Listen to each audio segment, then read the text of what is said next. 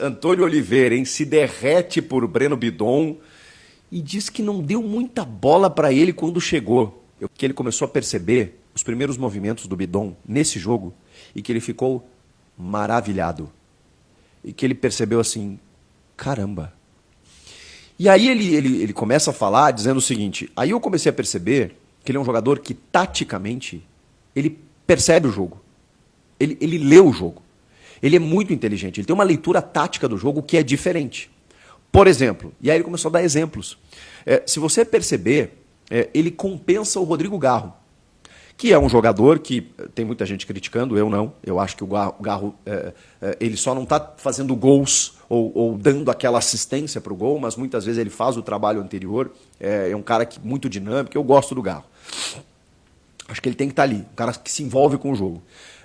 Mas ele disse que o Garro não tem tanta leitura tática, mas tem outras valências, e que o Bidon acaba compensando o Garro. Como? Se você perceber, o Bidon ele se desloca muito dos lados, exatamente para o lado oposto que está o Garro. Então o Garro muitas vezes vem buscar uma bola e deixa um espaço vazio. E o Antônio Oliveira revelou que o Bidon tem esse conceito, que quando ele percebe um espaço vazio, ele sabe que ele precisa ser ocupado. Só que isso é automático dele, isso é instintivo do Bidon. O Bidon ele sabe preencher o espaço, ele preencher o setor. Então se o Garro caiu lá pela direita para fazer uma tabela, uma triangulação, imediatamente o Bidon vai se colocar mais à esquerda, pisando na área inclusive, dando mais opção para que daqui a pouco essa bola seja invertida, ou mesmo quando o Corinthians perde a bola e ele percebe o Garro num lado, ele está do outro. Ele fica fazendo esse balanço, esse equilíbrio. É um jogador de alta técnica, muito boa técnica, mas especialmente de uma leitura tática diferente. E ele diz que a tendência é crescer mais, cada vez mais, e que o clube tem nas mãos um diamante. A partir daí, e aí ele falou, né, que o Bidon chega numa condição de começar a ser usado muito por conta da ausência do Maicon.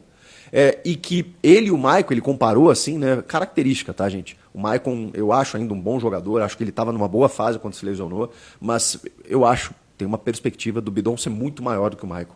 Mas ele usou em termos de características que são dois jogadores que parecem que estão no campo de pantufas. E eu tenho essa sensação.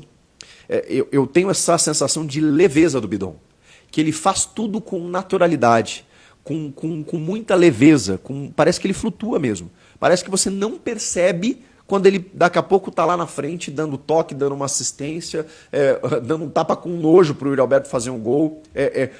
Ele está sempre, como disse o Renato, né, na entrevista, né, o pescocinho, né? O pescocinho. Ele, antes de dominar a bola, ele já está aqui, ó. Ele mapeia o jogo. Quando ele recebe, ele já sabe o que ele vai fazer. E isso, cara, é um jogador que adquire essa maturidade, esse nível, com 25, 30 anos.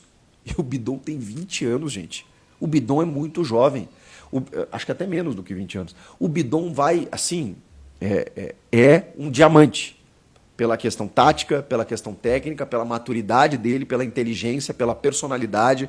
Ele joga, assim, naquele meio campo com... Eu vou fazer uma comparação que vai ser até ruim pro Bidon. Não deveria fazer, mas eu vou fazer. Vocês já viram...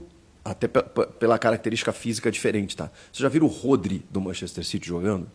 Cara, o que esse cara faz...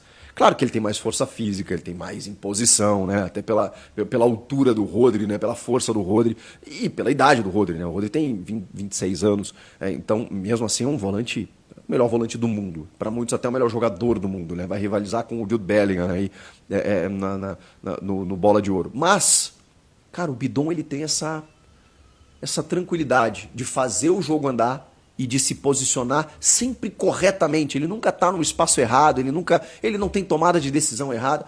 Erra um passe, outro aqui. Não é um jogador do drible, mas é um jogador do mapa, do concerto, da administração, da organização. E é um jovem que estava aí e que, curiosamente, Antônio Oliveira, quando viu nos treinamentos, pensou, não deu muita bola. Aí precisou colocá-lo num jogo para perceber, caramba, esse moleque... E mesmo assim, eu quero ver essa entrevista, porque ele não falou sobre isso, depois disso, a escolha pelo Antônio foi de dar sequência para o Fausto Vera. E aí começou aquela pressão para cima do Fausto, né? Da torcida, da imprensa, até que em determinado momento ele não teve jeito, ele teve que soltar o Bidon. E tá aí o Bidon fazendo o que a gente está vendo. Que loucura, hein? Terça-feira, hein? O Antônio Oliveira concede essa entrevista. Eu estou muito curioso para saber o que mais ele falou.